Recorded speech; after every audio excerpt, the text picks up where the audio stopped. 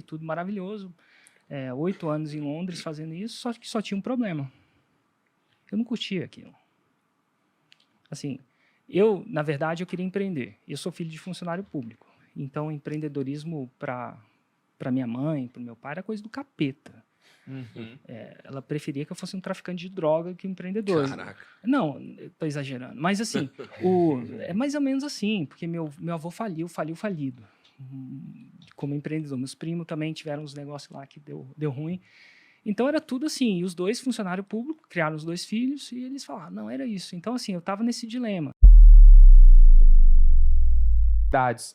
Mas acho que assim, ó, como hoje o Juvenal é o nosso convidado de honra também, mas eu vou falar que o Érico Rocha é o nosso convidado de honra. Eu Pergunta queria logo entender... pra ele, Lucão. Deixa o cara falar. Eu queria Pelo amor de Deus, Pô, tá até agora ele não parecendo falou Faustão, ainda, né? cara. Não, então eu vou falar então Pô, de parece o todo mundo. Faustão, cara. Eu tô gordo, vocês viram, né? Para de fazer piada, joga pra ele logo a bola.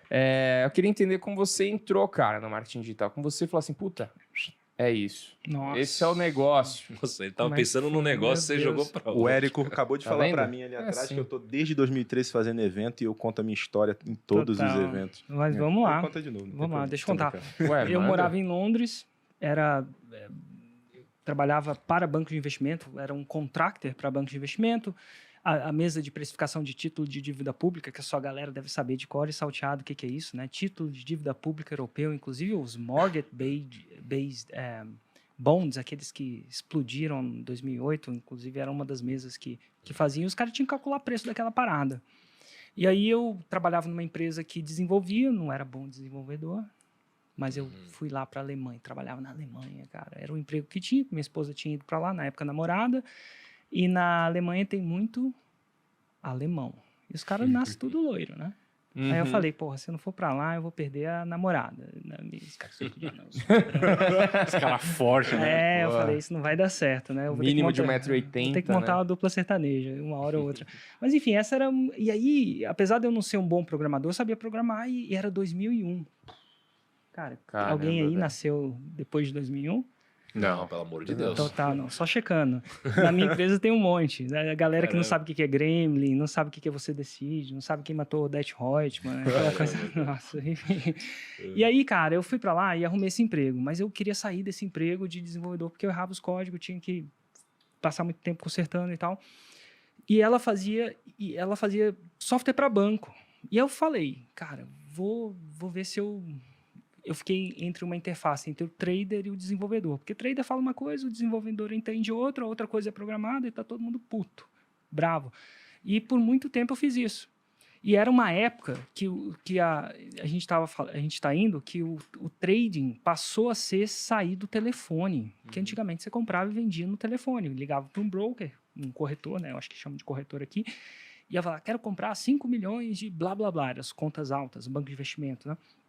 E aí tudo estava indo para e-trading, que é Electronic Trading. E aí eles passavam todos os modelos que estavam em planilhas de Excel, 20, 30, 40 planilhas de Excel rodando, já para um sistema em computador, num servidor, se for mais técnico dizendo isso, e eles tinham que passar tudo aquilo para lá. Só que quando você vai passar aquilo para lá, o que acontece? Pô, você vê um monte de cagada que estava lá nos negócios. E outra, tem coisa que o computador fazia que a planilha de Excel não fazia. Então, era mais um processo de passar o que eles tinham para lá, mas era um processo de melhorar o que eles tinham também, já que eles estavam passando. E aí eu fazia isso para vários bancos. Fiz para o JP Morgan, Deutsche Bank, UBS. Passava 1 a 2 anos lá, setava isso. Quando o sistema ficava meio que pronto lá, eu ia para o próximo banco. E assim eu fui indo, e tudo maravilhoso. 8 anos em Londres fazendo isso, só que só tinha um problema. Eu não curtia aquilo. Assim, na verdade, eu queria empreender. Eu sou filho de funcionário público. Então, empreendedorismo para minha mãe, para o meu pai, era coisa do capeta. Ela preferia que eu fosse um traficante de droga que um empreendedor. Caraca. Não, estou exagerando. Mas assim, é mais ou menos assim, porque meu avô faliu falido. Como empreendedor. Meus primos também tiveram uns negócios lá que deu ruim. Então, era tudo assim. E os dois, funcionário público, criaram os 2 filhos e eles falaram, não, era isso. Então, assim, eu estava nesse dilema. Ganhando bem pra caramba, ganhava em um mês o que meu irmão mais velho, formado na Unicamp Engenharia Elétrica, trabalhando para uma empresa de comunicação de satélite. Em São Paulo, ganhava em 1 ano, então era 1 mês, e tinha, a conversão também ajudava, era 1 mês que eu fazia, era 1 ano, só que eu não era feliz. Aí eu fui num curso de desenvolvimento pessoal, na época a gente chama hoje dos coaching e tal, super difundido na época, umas coisas muito loucas. Passo 3 dias lá e, velho, é daqueles que você dorme tarde. Os cara, lá fora ou aqui? Lá fora, em Londres. Tá. E aí, brother, você dorme tarde? Eu acho que a galera me hipnotizou. Tipo, lavagem cerebral da porra. Eu acho isso, mas a ideia é que eu saio daquele curso e falo assim, vou pedir demissão, vou seguir a vida, vou seguir meu propósito, vou empreender, aquela coisa toda. E assim vou pedir, acho que tá falhando aqui. Peraí, não me escuto mais. Agora me escuto. Tá, vou pedir demissão, vou lá pro meu chefe. Não é uma demissão clássica, né? Porque eu era um contractor, né? Uma quebra de contrato, né? Tipo, e peço demissão. Volto para casa, durmo, me arrependo. Você se demitiu e se arrependeu? Eu me demiti e me arrependi. Porque eu não demiti porque eu tinha a fórmula, porque eu tinha uma ideia de negócio. Eu demiti porque eu fui na parada lá e achei que eu tinha que seguir. O cara do curso falava, você tem que jogar o chapéu do outro lado do muro e dar um jeito de pegar. Tipo assim, você tem que queimar a ponte. Foi a primeira vez que eu queimar a ponte, queimar os braços. Empolgadaço, cara. Cara, tem muito isso nesses eventos, brother. né, cara?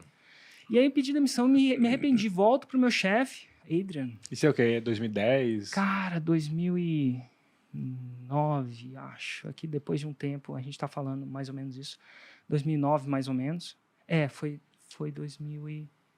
Foi começo de 2009. Volto, peço demissão. Aí eu falei assim, aí, Adrian, dá pra desdemitir?